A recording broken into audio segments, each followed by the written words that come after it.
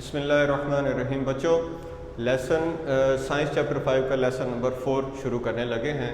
हमारे पास आज आर्टिकल है केमिकल चेंज, फिज़िकल चेंज और केमिकल रिएक्शन। चेंज बेटा तब्दीली को कहते हैं। कोई चीज़ चेंज हो जाए, तब्दील हो जाए तो हम उस तब्दीली को चेंज कहते हैं। जैसे बेटा बर्फ़ बनना, आप पानी को फ्रिज में रखते हैं, थोड़ी देर बाद जो है वो आप देखते हैं कि वो आइस में कन्वर्ट हो गई। चेंज है, लेकिन ये ऐसा चेंज है कि आइस भी उसकी कंपोजिशन चेंज नहीं हुई। जैसे वाटर का फार्मूला H2O है, ऐसे आइस का फार्मूला ही H2O ही है, सिर्फ उसका फिज़िकल स्टेट चेंज हुआ है। पहले वो लिक्विड फॉर्म में थी, अब वो सॉलिड फॉर्म में आ गई है, लेकिन केमिकली उसकी कंपोजिशन में कोई चेंज नहीं आया। इस तरह का जो चेंज होता है बेटा, उसे हम फिज़िकल चेंज कहते हैं। इसके मुकाबले में अगर आप देखते हैं कि दूध, अगर उसको थोड़ा सा जाग लगा दें, दही थोड़ा सा उसमें डाल देते हैं तो उसको फिर रख देते हैं ओवरनाइट, हम अगले दिन देखते हैं तो वो उसमें दही बना हुआ होता है। ये भी एक चेंज है।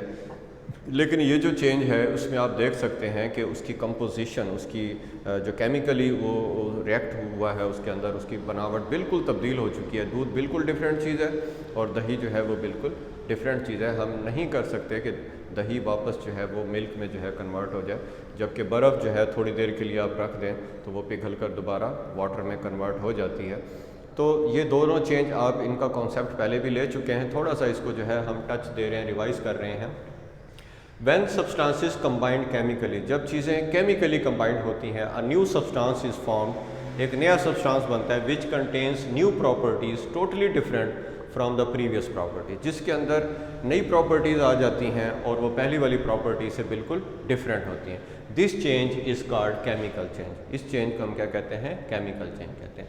अब एक एग्जांपल से इसको समझते हैं। सोडियम जो है बेटा एक मेटल है और क्लोरीन एक गैस है, नॉन मेटल है, ठीक है। व्हेन दीज टू कंबाइंड, जब ये दोनों मिलते हैं, sodium chloride a solid salt is formed. ये देखें सोडियम, बेटा मैंने पिछले लेक्चर में भी इस एग्जांपल का सहारा लिया था क्योंकि इसमें चेंज अच्छी तरह से समझ आ जाता है। ये एक बेटा येलोइश ग्रीन गैस है, पंजेंट स्मेल है इसकी और डेंजरस गैस है, और ये एक ब्रिटल सॉलिड मेटल है।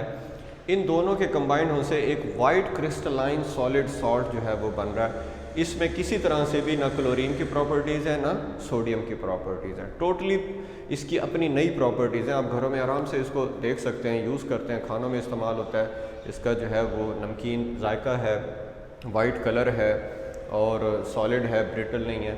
तो ये सारी चीज़ें आप देख सकते हैं कि इन जिन दोनों से ये मिलकर बना है, उन दोनों की कोई प्रॉपर्टी भी इसमें मौजूद नहीं है। वजह कि ये केमिकल चेंज से वजूद में आया है बेटा, ठीक है। इसी तरह से फिज़िकल चेंज, जैसे मैंने अभी आपको बताया कि फ़िज़िकली चेंज आना और कंपोजिशन पर कोई फ़र्क ना पड़ना, इसको हम फिज़िकल चेंज कहते हैं। When substances combined in such a way भी आना चाहिए that no chemical reaction takes place, कोई केमिकल रिएक्शन वहाँ वो टेक प्लेस नहीं हुआ। And new substance contains all the properties of component substance, और जो नया सब्सटेंस बनना है उसके अंदर उसके जो कंपोनेंट्स थे उनकी सारों की प्रॉपर्टीज़ उसी तरह मौजूद है। This type of change is called physical change. तो इस तरह का जो चेंज होता है उसे हम फिज़िकल चेंज कहते हैं। मिसाल देखें बेटा, एयर बहुत सारी गैसेस के कंबाइंड होने से बनती है, ठीक है। तो अब हर गैस जो है उसने अपनी अपनी प्रॉपर्टी रिटेन रखी हुई है। जो उसकी मतलब हवा में ऑक्सीजन है तो ऑक्सीजन की जो प्रॉपर्टीज़ हैं, ऑक्सीजन अपनी प्रॉपर्टीज़ के साथ मौजूद है। हवा में कार्बन डाइऑक्साइड है, कार्बन डाइऑक्साइड की जो प्रॉपर्टीज़ है, हवा में कार्बन डाइऑक्साइड अपनी उन प्रॉपर्टीज़ के साथ मौजूद है। इसी तरह नाइट्रोजन है, नाइट्रोजन जो है अपनी प्रॉपर्टीज़ के साथ मौजूद है। तो एयर में जितनी भी गैसें हैं, हर गैस अपनी अपनी प्रॉपर्टीज़ के साथ मौजूद है, इंडिपेंडेंटली मौजूद है, केमिकल रिएक्शन नहीं हुआ, एक दूसरे के साथ कंबाइन नहीं हुए। तो इस तरह से ये जो एक एयर जो है हमारे पास मौजूद है, ये फिज़िकली इस चेंज के साथ हमारे पास मौजूद है। अब मैं इसको बेटा केमिकल रिएक्शन को लिंक करता हूँ केमिकल चेंज के साथ। केमिकल रिएक्शन तो पहले यहाँ से जस्ट रीड करते हैं। During a chemical change atoms of substances rearrange, जो सब्सटेंसेस आपस में कंबाइंड हो रहे हैं उनके एटम अपने आप को रीअरेंज करते हैं टू फॉर्म न्यू सब्सटेंसेस, ताकि नए सब्सटेंसेस बने। This is known as chemical reaction, इसको केमिकल रिएक्शन कहते हैं। ये देखें AgCl सिल्वर क्लोराइड, इसमें आप देख सकते हैं सिल्वर एलिमेंट है और क्लोरीन एलिमेंट है।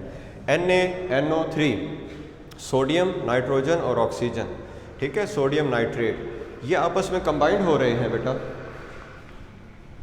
मैं यहाँ आपको ये बताता चलूँ कि किसी भी कंपाउंड में पहला एलिमेंट जो होता है Ag, ये पॉजिटिव चार्ज एलिमेंट होता है, Cl ये नेगेटिवली चार्ज होता है, ठीक है। इधर जो है वो हम करेंगे Na, ये पॉजिटिवली चार्ज होता है, और NO3 रेडिकल जो है ये नेगेटिवली चार्ज है। तो इस कंपाउंड का ये ब्रेकअप है, इस कंपाउंड का ये ब्रेकअप है। बच्चों याद रखिएगा कि इसका पॉजिटिव रेडिकल हमेशा इसके नेगेटिव रेडिकल से मिलेगा, और इसका नेगेटिव, या यूँ समझ लें इसका पॉजिटिव इसके नेगेटिव रेडिकल से मिलेगा। जब ये दोनों कंबाइंड होंगे, दोबारा पॉजिटिव पहले नेगेटिव बाद में लिखेंगे, तो हम क्या करेंगे AgNO3, ये मैंने लिखा AgNO3। इनके कंबाइंड होते वक्त पॉजिटिव को पहले और नेगेटिव को बाद में, ये नहीं कर सकते ClNa, नो, NaCl बनेगा क्योंकि पॉजिटिव रेडिकल हमने पहले रखना होता है, तो ये NaCl। तो यहाँ आपने देखा Ag यहाँ Cl के साथ कंबाइंड था, यहाँ AgNO3 के साथ कंबाइंड है, यहाँ पर NaNO3 के साथ कंबाइंड था, यहाँ Na जो है वो Cl के साथ कंबाइंड हो गया। तो एटम्स ने क्या किया, रीअरेंज, मैंने ये लफ्ज़ बोला, atoms of substances rearrange, atoms of substances अपने आप को रीअरेंज करते हैं टू फॉर्म न्यू सब्सटेंस। अब बेटा ये जो दो नए सब्सटेंसेस बनने हैं, इनकी प्रॉपर्टीज़ इनसे बिल्कुल डिफरेंट है। ये है केमिकल रिएक्शन, जो कि केमिकल चेंज के नतीजे में हमेशा वजूद में आता है। शुक्रिया बेटा, अस्सलाम वालेकुम रहमतुल्लाह।